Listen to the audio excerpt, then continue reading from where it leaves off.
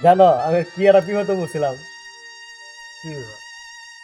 কিস্তি ভর নিছি মোবাইল, হুম, মোবাইল নিয়ে নিয়ে যাটা বিপদে বলছি। কিস্তিওয়ালা কখনো ভাবে না যে তোমার কোন সময় বিপদ, কোন সময় তোমারই টাকা আছে, হুম, কখনো এটা আর ভাবে না।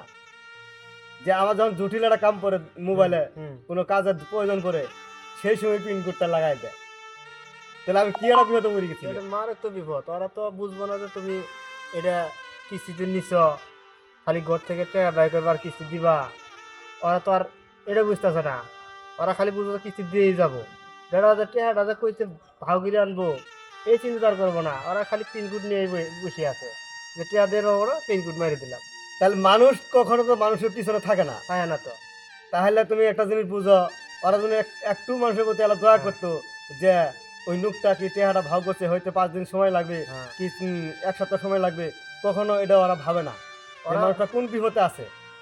ওরা যদি এই চিন্তাই করলে হনি যে এই বেটার যদি টেয়া থাকলে হনি, তাহলে আমাদের কাছে কিস্তিতে মোবাইল নিলে হনি না।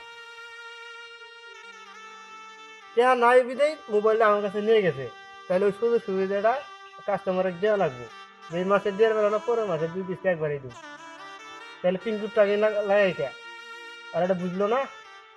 ওরা যদি এই সুযোগ দিলে হনি মোবাইল সমানে কিস্তিতে নিলে হনি, এটা তবে বেটা নিতেই থাকলো হনি মানুষ।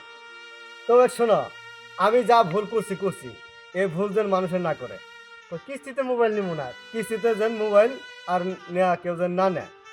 তারা দরকার পড়ে তারা কখনো আপদ বিপদ বুঝবে বলে না, না। তারা পিনকোড লাগাই দিবে কিস্তি পর মোবাইল নিলে। দরকার